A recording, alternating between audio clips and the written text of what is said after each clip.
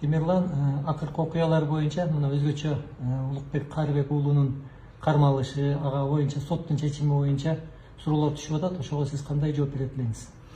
Биз урматтуу журналистти Улукбек Карыбековду аябай сыйлайбыз, урматтайбыз. Биз билебиз, бул буга чейин дагы көптөгөн жакшы иштерди жүргүзгөн. Анын ичинде Бишкек парковкалар боюнча сиз билсеңиздер, билесиздер болуш керек.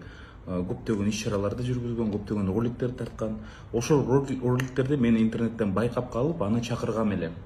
Урматтуу Улукбек мырза, сиз ошо чиновниктерге кире албай атасыз, мэрлерге, акимдерге, ошол Бишкек парковканын жетекчилигине кире албай атасыздар. Келе биз силерге жардам берели деп. Ал бизге анан расмий кат жазып фракциянын атына.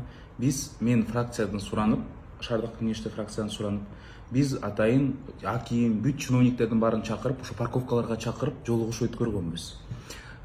Жолугушууга Улукбек мырза жана камералар менен келип, көп киши менен жана келип тартып, урушуп баштады чиновниктер менен.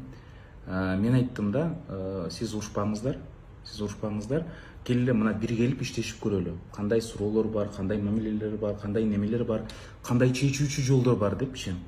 Кийин биз сунуш кылдык, сиз келгиле бизге заявление жазыңыз, фракциянын расмий коомдук жардамчылары деген удостоверенияларды берели. Силерге ар дайым баары жооп бергенге милдеттүү болот чиновниктер деп. Бирок тилекке каршы ошондон бери парковкалар менен алектенбей калды. Кийин ал мына медицина тармагына кирип, жанагы роддомдорду башка жерлерде текшерип баштады да. Менин оюм төмөнкүдөй да. Биз дагы эле ошого ачыкпыз, Бишкек парковкалар боюнча иштөөгө. Мен кийин анын жетекчиси менен сүйлөштүм элем, Жангырчиев мырза эле, азыр унутуп баратам. Бирок ал киши аябай активдүү эле, абдан мындай ишин жакшы билип, жаңы эле келген ал кызматка. Мен ага сунуштагам, жумушка алгыла деп, Улукбек мырзаны деп. Бирок ал макул деген. Бирок жана критика болуп атып, социалдык түйүндөрдө кызматтан кетип калды.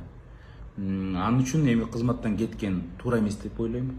Ачык коом менен иштешкенге неме күч жетиш керек да. Ошондой журналисттер дагы болот, башка активисттер болот. Алар менен тыгыз байланышып, иштешип туруш керек деп мен ойлойм да. Бирок бул жакта экинчи маселе жаралып жатат да. Азыркы мынакей Минздрав өздөрү чакырыш керек эле Улукбек мырзанычы. Улукбек мырза, бизде мына ар бир министрликтин астында билесиңер, наблюдательный совет деген бар.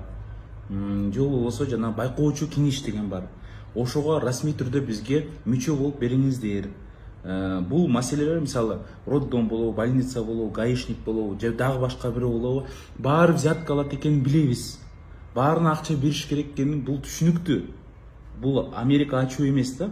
Бирок ушул маселелерди кантип чечебиз деген чоң ийгиликтүү жумуш жүргүзүлүш керек да. Туурабы? Ошондой деп эсептейбиз. Анан экинчиден мына силер көрүп жатасыңар, Батышта мисалы мындай критиктер көп да. Анан атайын мектептер болот, мына критиканын мектептери болот да. Мисалы ресторанный критик дегендер бар. Критик в сфере кинематографа деген бар.